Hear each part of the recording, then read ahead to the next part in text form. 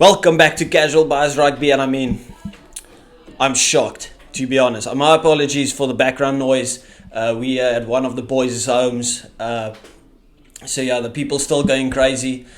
Of course, I said the result doesn't matter, but the performance does. And that's what I wanted to see. To put it quite frankly, that was dominant. A lot of questions to be asked about the New Zealand team. Let's get into it.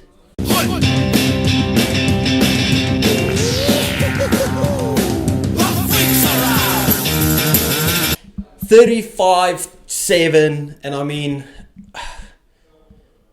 have you ever seen a more dominant overall performance? I don't even think, to be honest, there was a couple of chances that we blundered. 15 minutes, still 0-0, without us having any points on the board. Of course, I'm going to be humble in victory because I said the score doesn't matter, but the performance does. This video is more focused almost on the Kiwis. Posing some questions. What is your thoughts on the game? From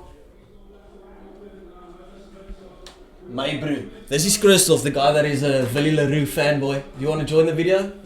I'm the guy that's hosting tonight.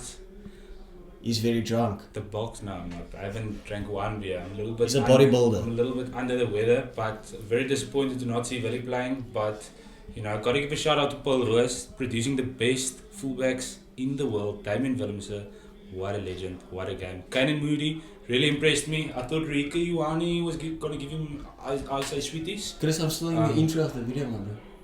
Oh, so do us a favor and fuck off. Okay. I'm just kidding. Love this guy, but he has to move because this is a serious video, as always. Anyway, as I said, it was a dominant performance from start to finish. I think the physicality really showed. But what is scary is, I wouldn't say it was like a rotated South African team, but it was a rotated team. Not in the forwards, and I think that's where the damage was done. Going to scrum time, of course, Ethan de Groot went off injured quite early. But the scrum from Kitsoff, Malcolm Marx and Frans Malherbe just showcased absolute pure class. Excuse me. But the real question is, moving on to the locks, what was Scott Barrett thinking? What was he doing? I know he got sent off for the first yellow for just repetitive penalties. It was like a team yellow. But the second yellow is just it's so stupid. I couldn't understand what he was thinking. I wouldn't be surprised if he gets cited. Of course, I'm not too sure if he made connection directly to the head. But Malcolm Marx had no pressure on the ball really. He just dived in on him. So that was wild. Just completely. There's no other word to describe it rather than just stupid. But further than that, can you really say which players stood out for you in that All Blacks team?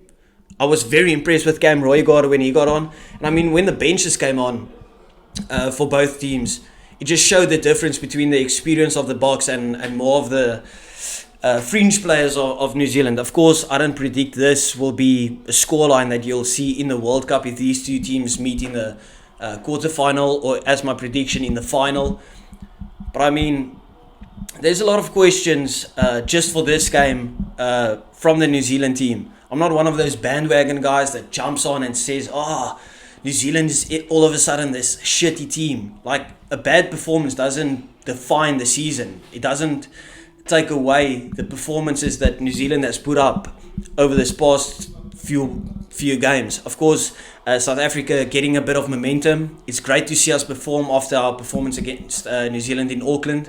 Of course, we came back a bit in that Auckland game, but we were destroyed in that game. There's no beating around the bush for this. But today, it was pure dominance. And at the start, I thought, geez, New Zealand's going to win this game because we aren't clinical enough. And then the tries started coming, the penalties started coming, the pressure just kept on going. And later on, I just felt like the New Zealand attack had no oomph to it. Now, whether that was because they had no ideas or whether the South African defense was just crazy, that's up to you. But even going to the scrums, dominated in the scrums, lineouts. How many lineouts did New Zealand lose in that game? It was so weird. It was probably one of the strangest performances that I've seen. I think in the first 20 minutes, I only saw New Zealand having the ball once or twice. Mark Delia had a decent game, I would say. But overall, I wouldn't even say there's a lot of New Zealanders that had bad games.